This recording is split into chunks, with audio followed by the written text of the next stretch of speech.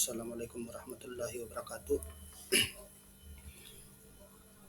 Terima kasih atas kesempatan pada video kali ini. Saya akan membawakan materi mengenai manajemen ASN dan Smart ASN. Video ini merupakan tugas Latsar tahun 2002 kelompok angkatan 53 Pemerintah Provinsi Kalimantan Utara. Jadi untuk mempersingkat waktu, kita masuk ke materinya, manajemen ASN dan Smart ASN.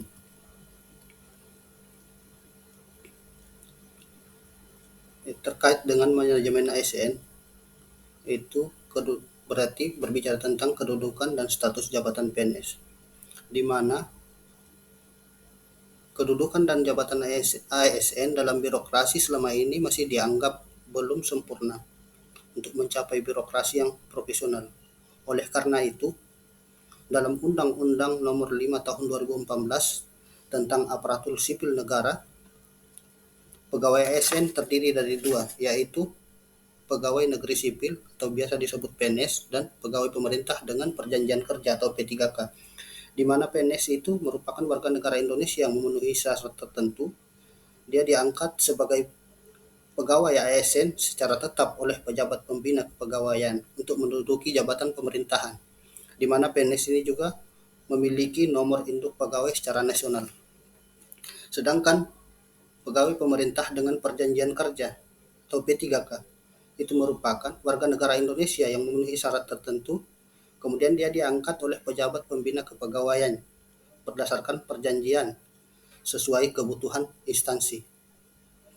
Tapi P3K ini untuk jangka tertentu dalam rangka melaksanakan tugasnya di pemerintahan. Kemudian yang berikut, peran ASN. Dalam Undang-Undang ASN Nomor 5 Tahun 2014, peran ASN dibagi menjadi tiga, yaitu sebagai pelaksana kebijakan publik, ASN sebagai pelayan publik, dan ASN sebagai perekat dan pemersatu bangsa.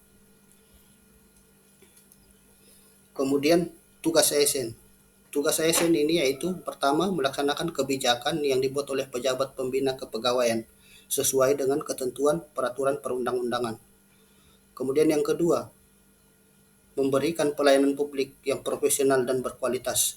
Kemudian yang ketiga, mempererat persatuan dan kesatuan negara Republik Indonesia. Kemudian adapun perlindungan PNS itu terdapat dalam pasal 92 Undang-Undang ASN 2014. Itu ada 4 kategori, yaitu jaminan kecelakaan kerja, jaminan kesehatan, kemudian bantuan hukum, dan jaminan kematian.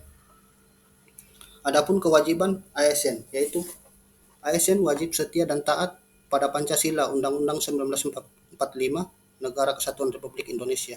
Kemudian ASN wajib menjaga persatuan dan kesatuan bangsa. ASN wajib melaksanakan kebijakan yang dirumuskan pejabat pemerintah yang berwenang. Kemudian ASN wajib menaati ketentuan peraturan perundang-undangan. Kemudian kode etik dan kode perilaku ASN, yaitu melaksanakan tugasnya dengan jujur, bertanggung jawab, dan berintegrasi tinggi.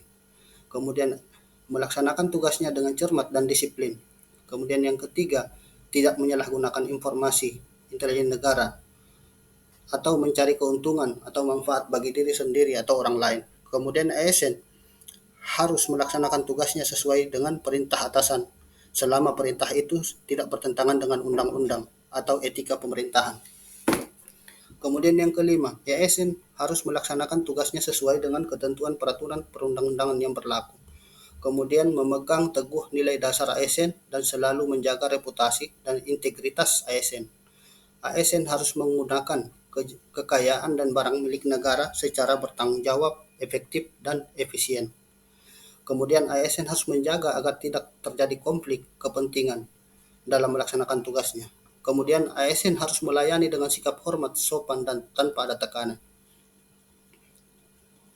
Kemudian kita masuk ke sistem merit. Kemudian dalam pasal 1 Undang-Undang ASN tentang ketentuan umum, sistem merit merupakan kebijakan dan manajemen ASN yang berdasarkan pada kualifikasi, kompetensi, kinerja secara adil dan wajar, tanpa membedakan latar belakang politik, ras, warna kulit, agama, asal-usul, jenis kelamin, status pernikahan, umur, dan kondisi kecacatan.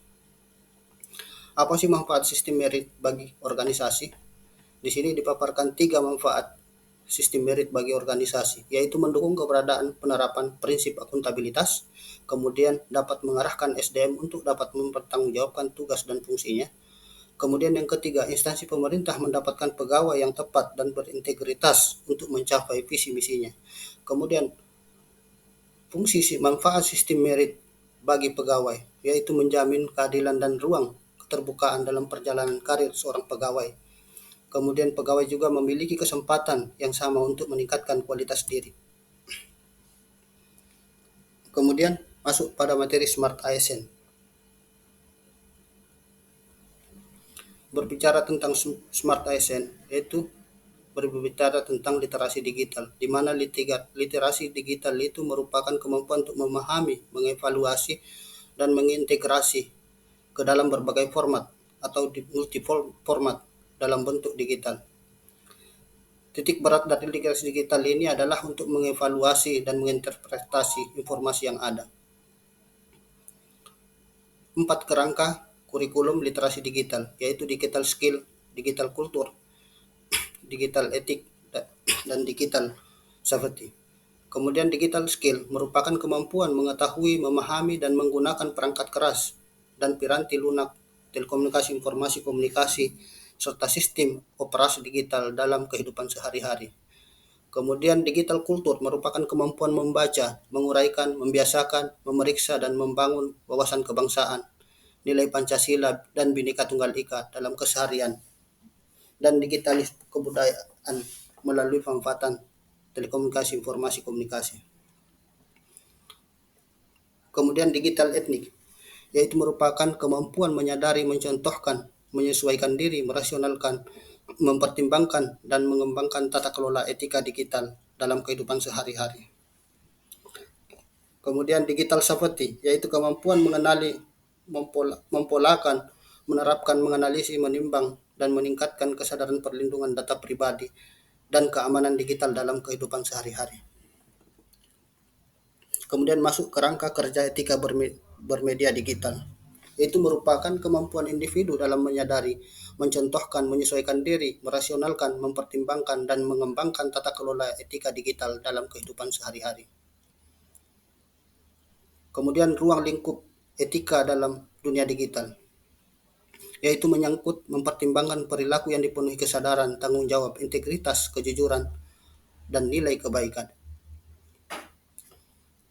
Adapun untuk aman bermedia digital, yaitu kompetensi keamanan digital merupakan kecakapan individu yang bersifat formal dan mau tidak mau bersentuhan dengan aspek hukum yang positif.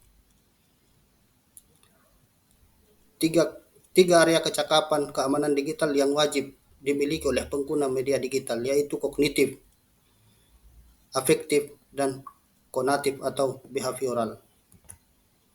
Mungkin itu saja yang dapat saya sampaikan. Sekian dan terima kasih. Assalamualaikum warahmatullahi wabarakatuh.